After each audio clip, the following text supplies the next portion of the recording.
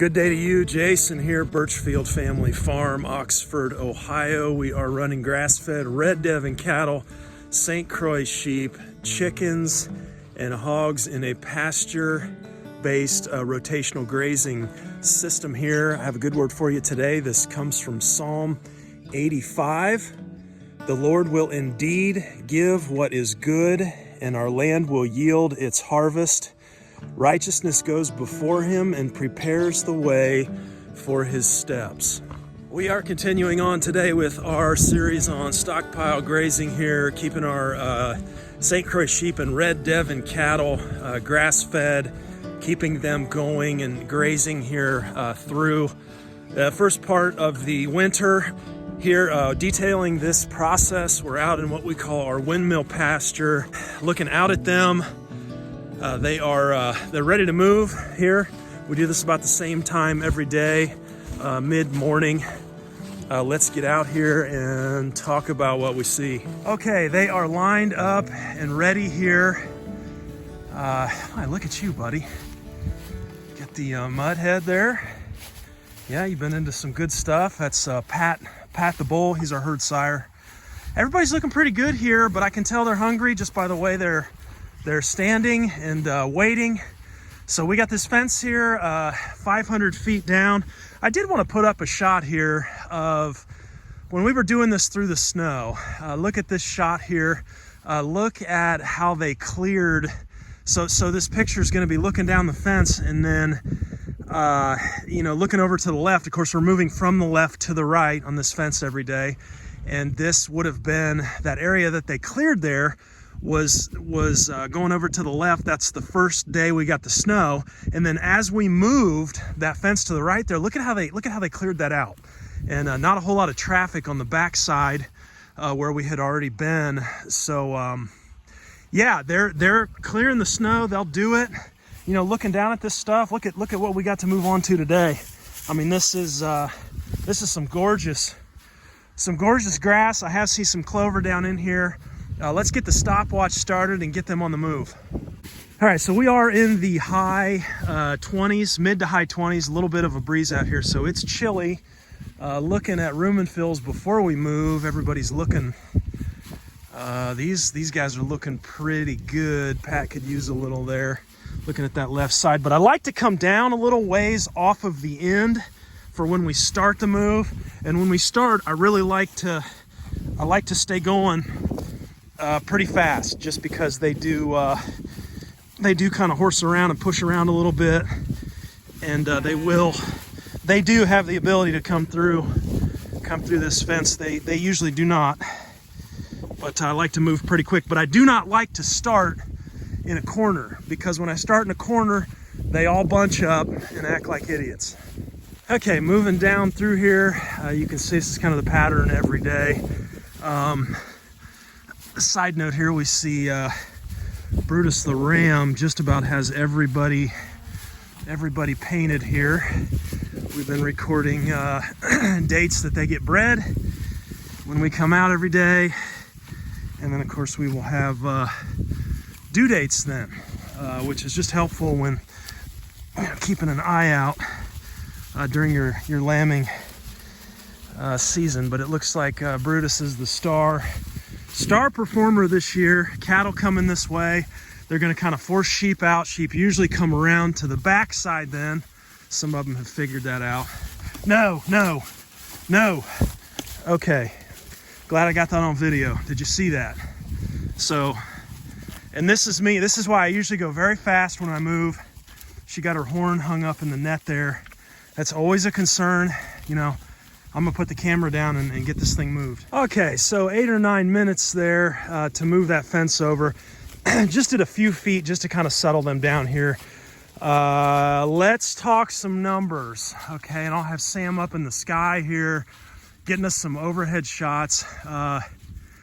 Yesterday we were 242 feet off of that fence over here to our fence. So 242 feet. This whole entire thing where we're using this winter over to the other fence, this pasture here is about 500 feet wide. So 242, of course we're gonna move today. We're at about day 35 here. So you do that math, and we're right around 7 feet a day. So 7 feet a day, you know, moving 500 feet down, gonna be about 3,500 square feet a day that we're giving them. Is it working? Is it working? Look at this. This is from yesterday. It's over in yesterday's spot there. That is probably, I'm gonna say that's the perfect pat. You know, and that's how we're going to kind of monitor this. One of the ways, okay, one of the ways. We'll geek out on some numbers here. Look at this other one. I mean, it's that's right on. I mean, it's right on what we want to see here. Good stuff. So if we say, you know, 7 feet a day, which we have not given them that yet, I just wanted to kind of get them started here on a couple of feet. 7 feet a day, you know, that 3,500 square feet, 12,000 pounds of live weight animal here with sheep and cattle combined. We're looking at about 150,000 pounds of live weight animal per acre is kind of, and you could see from that photo, what I wanted to show was that when they dig through the snow, and they're really not visiting where they've been. So I don't see a whole lot of need for a back fence here. Of course, we couldn't really do a back fence because we need to give them water access. We got an automatic water up there, so they're getting water as they need it, which is not often. We're not even half that 7 feet right now, which I will come out and move a little bit more later on. And so 300,000 pounds live weight animal. I mean, that's you know, those are mob grazing numbers. You know, so we're getting a really good graze here, really good impact. We've talked about those pats before. So what we see when they're not getting what they need, there's going to be a few signs of that. We're going to see very thin animals. Okay, we're going to see kind of an open or an indentation right here on that left side. See that triangle right there? That's the rumen fill, and he could use a little. It's tough to do with the thick hair coat on. Devon have a very thick hair coat, which is what we want. But you can see her. I mean, this is I believe that's Joy, and man, she's looking great. Yeah, she's looking really good. Hey, sweetie. Pat could use a little, but anyway, we're keeping an eye on body condition. We're keeping an eye on pat, you know, the pat consistency here. When those pats start to stack up, we know that they need more nutrition, more protein, moisture than what they're getting. And so let's look over. I believe this is Daisy here. Yeah, she's looking really good. Anyway, I wanted to talk a little bit today about what we don't want to do on Stockpile. Get into a little bit of a geek out on the numbers side here, but we did a test last year on standing Stockpile. I'm gonna put those numbers up. I'm a big fan of sending in forage tests and having it analyzed, okay, so that you're able to quantify. Anybody can say anything about their feed, about their hay, and it happens around my area, right? It's like alfalfa, just because we say it's alfalfa hay, you know, everybody wants to get their wallet out. And that what we found here is that when you actually send it in and test it, it may or may not be worth what you're paying. So we use Ohio State University for our testing services. They have a forage lab there. Here's a test. When we put this test up we had done last year on Stockpile, this is really kind of when I was getting the idea for, you know, could we make this work? Could we get off the hay? You know, might we be able to actually do this with our grass genetic stock? Before I do that, it's interesting here. Look at what they're gravitating towards. Okay, on this graze right now, and that's also telling me what they need, right? So when we moved, you can see all the shaggy stuff up there. That's where we did not clip, okay? And you can see there's plenty up there where they could be. There's not a single animal up there in that shaggy stuff. Okay, look at them. They're all, you got some down in the bottom there, which that was clipped. All of this was mowed. I mean, look how much shorter it is. Look at how green. Okay, and always kind of have a giggle here at the clover. I know there's some down here. we'll find some. But anyway, that's telling us, you know, they are craving, they're needing this higher protein, this greener, higher protein, higher energy stuff here. That's what they're getting after first. Okay, and everybody's just hammering it. Listen to them. But anyway, back to the stockpile. We had it tested, and I'm just going to continue to kind of move a few of these posts out as we go. But those numbers here, let me put those up here for you. You can see here, I'm primarily looking at protein and TDN. Okay, TDN is your energy measurement. So those two measurements are your primary measurements. I like looking at RFQ, relative forage quality. Anything up above a 140 on the RFQ is going to be premium. Okay, it's going to be really, really good stuff. Looking at this test from OSU that we had done last year on our standing stockpile, we were at about 13% protein, but only about a 54 on the TDN. And that's kind of the point I wanted to make here is, you know, on those numbers, you know, protein is there. You know, we're good on protein. A dry cow, you can get a dry cow through the winter on, yeah, it's debated, but 8% protein. But it's that TDN really where dry cow, you know, 45 to 55% on the TDN. So we're there in terms of quantitatively or in theory here being able to meet needs of a dry cow. Okay, based on that standing stockpile test that we had done last year, it was right around this time of the year. Okay, and I don't believe that stuff had been mowed. So it would have been stuff that had grown all season, which you could make the case for. It was probably a little bit lower than in protein and energy. Now, the point I wanted to make, especially with grass-fed, energy. In the wintertime, energy is going to be your limiting factor. That's what we found here. Now, it can most certainly be protein, okay? But energy, that TDN level is very important that they get. Look at Daisy there. Look at her condition. She looked great or what? Very, very happy with her. She should be bred again. But energy is what we are needing to be concerned with. And so, you know, it's why you see a lot of livestock producers feeding corn. You know, this time of the year. Corn is what, 90% TDN, 90% energy. You know, we see that with our laying hens. They need a little more energy, you know, as the temperature drops.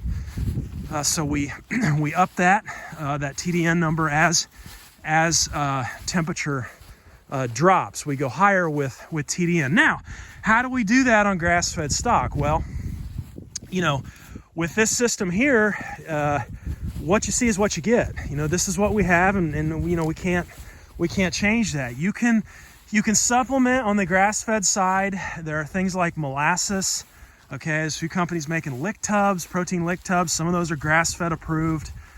But molasses is an energy supplement. Okay, you know, obviously we talked about corn, but we do grass-fed. We're not feeding corn or grain here to ruminant animals. And so, you know, you can supplement with things like alfalfa, alfalfa pellets, mix in some molasses with those. The problem with all of that stuff is it's terribly expensive. It's a huge input. You know, that's not why we're doing grass-fed stock here, to keep the feed manufacturers in business. Not interested in that. So that kind of is where our homemade silage, or not silage, but haylage. What is haylage? Well, it's just standing forage that's cut. And I want to make 2 points on this. You know, you can make homestead, small-scale haylage that's very, very high quality. There's a process for that, and we have a class on that on the website. It's a pretty inexpensive course, pretty straightforward. Okay, you need a mower with a bagger. But those numbers there, remember that RFQ, how I said anything above 140 is good on that homemade haylage for us. When we're harvesting that in the spring and the early summer, okay, we're harvesting that, we're going to ferment it, and we're blowing like almost I think it was a 295, 290 plus on the RFQ, you know, so very, very high. I think we were like 74 on the TDN, right? And 22% protein. I mean, the numbers were incredible. And so the other point I want to make here is what we do not want to do on standing stockpile or when we're winter grazing. We cannot absolutely, on a grass-fed program, we cannot in any way, shape, or form have any animals that are approaching late gestation or calving or lambing and heading into lactation. Late gestation, early lactation, those are the highest needs on your animal. And so if you're gonna do this, you have to have a way to separate the ram and the bull.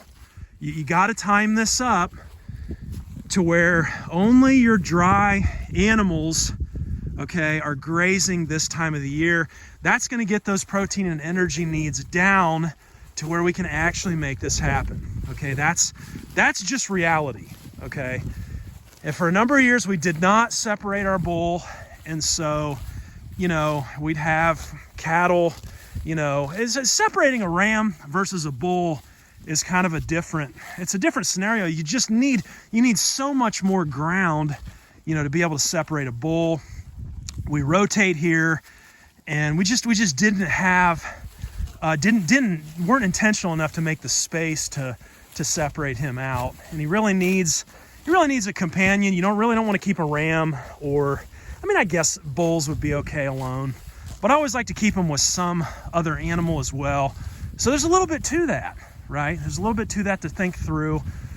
This year we'll be calving in April, the way that we timed it up, and we'll be lambing in May. Now, when we do that, so we have good grass genetics in both our cattle and our sheep, okay?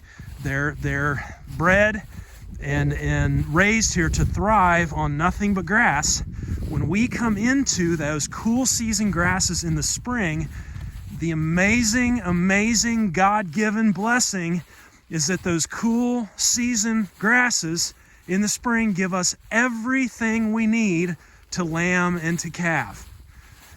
So if you need to keep your bull together, you're just going to calve whenever, like we did for a few years. You know, you're going to throw calves in, you know, January and February. Well, yeah, you better have a place inside to get them out of the weather. The calves, the mamas are fine, but the calves need to, you know, I mean, that's what, two winters ago, we were negative 33 degrees Fahrenheit, you know, with the wind chill. You're not going to calve out in that, okay? You're going to come out to a popsicle, which is not what you want. But the main thing to that is you are going to have an incredible amount of inputs, okay? Because those are her highest protein and energy needs. That mama is coming in late gestation and more like early lactation. So when she's coming into early lactation, same way with the ewe, those are the highest energy, highest protein needs, the highest nutritional needs there. So, you know, with grass-fed, we can maintain that minimal input status, and I think it's just better on the health of the animal when we can time that up with those cool season grasses. But that means what? That means kind of a boundary or a restriction on when we're doing this time of the year. No way, shape, or form that I can have any of these mamas lactating and nursing young calves or lambs. There's just no way. It's just it's not in the cards, not what we're gonna do. And so that's kind of the point that I wanted to make here is time that up. But also, you know, another thought there is with that haylage, there is a lot you can do with that haylage, and I think you can put that up to the extent that you could, you know, looking at those numbers, I'll put those numbers up on that haylage that we tested. 74 on the TDN and like a 22% protein, 290 something on the RFQ. Just incredible. I mean, those are our grasses, you know, that have been mowed, that we have, and there's a process there. You have to put it away anaerobically It has to be airtight, and we got a process for doing that. That's all on the website. There's a free PDF there on the website that goes over all of the tools and the things that we're using to put that haylage up. We'll get into some of that later on. I anticipate going about 70 days, between 60 and 70 days total on this stockpile grazing situation here. We started November 6th. So I think probably coming into mid-January, we're going to be pulling off this, and we're going to have to do a little hay.